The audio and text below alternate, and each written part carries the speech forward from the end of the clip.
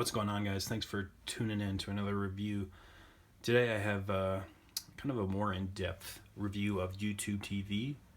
I've been using YouTube TV and PS Vue for a couple months now, and I just wanted to do a review of why I'm sticking with YouTube TV over PS Vue.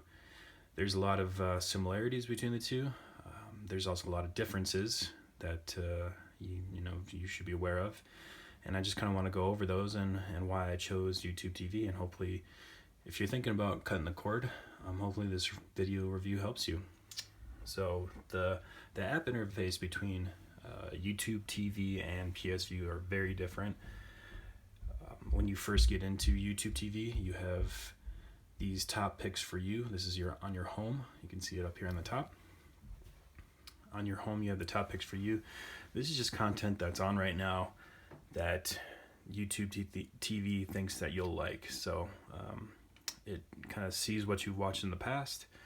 So my wife watches, news and some TV shows. I watch a lot of sports, so it's saying that CBS This Morning is on, Sports Center, First Take, and you can easily get to content that are based on your interests up here at the top. So you can scroll through these.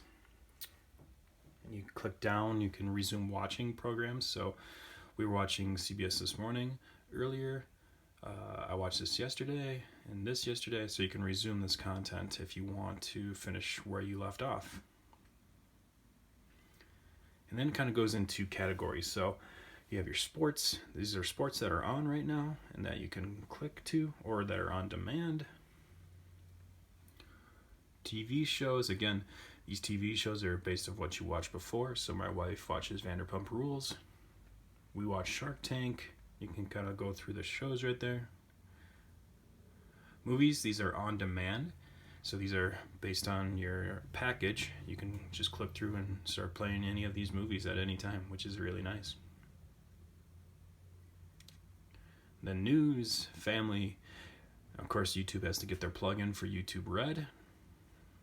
And then you can kind of keep going down into more and more categories. So that's your home. It's very useful. It's very easy to understand and navigate. So we'll go over to live channels, which is kind of what I'm sure many of you guys are wondering about. So it just pulls up a kind of that grid guide that many of us are used to if you had Comcast or DirecTV or any other streaming service. It's very familiar. One thing that's really cool on the mobile app, so you can put this app on your phone and switch through the guide and it'll actually start playing instead of this thumbnail right here.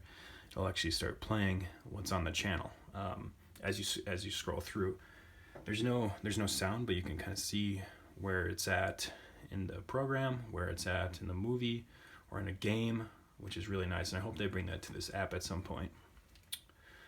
But you can just scroll through these just like you would on any other show, or a streaming service or cable or satellite. So we'll just click on something here, so see a live channel. If you press any button while on a channel, you can pause it, you can play it. You can go over to this live guide over here. You can scroll through, and this is similar to what PS Vue has, where you can scroll through what's on right now with the content playing in the background. So that's nice. It'll tell you what episode, season, how much time is remaining, and that sort of thing. And you can quickly go to a different channel using that. And then if you click to the right, you can add it to your library, which is your DVR, and it'll record this show and all future shows. And then if you go to info, it'll tell you more about the show. And then down here below, you can quickly go back to what you were watching before. So this is recently watched, kind of like your recall button on any other program or cable or satellite. So that's kind of your live TV's option. And if we go back, I'll show you the DVR quickly.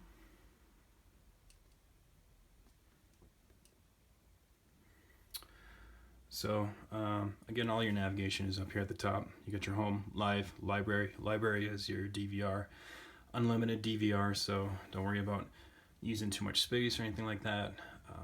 We have the new episodes. These are things that it automatically recorded for us and that we haven't watched yet, so you can quickly get to the newest episode of whatever you're watching.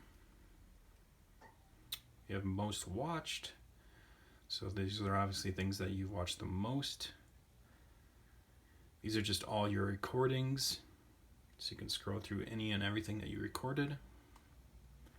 Shows, so that this is just your recordings but grouped by show name, so you can quickly get to, if you know you want to watch Friends, and you can click on it and you can go to different seasons, different episodes. You can learn more about it when it's scheduled.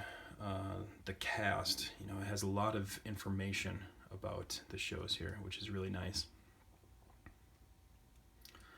Movie, so if you wanted to go to a movie, you can add it to your show. It'll record the movie and you can watch it at any time. So these are things that we've recorded, and we just, on a Friday or Saturday night, we just pull it up, get some popcorn, and you're good to go.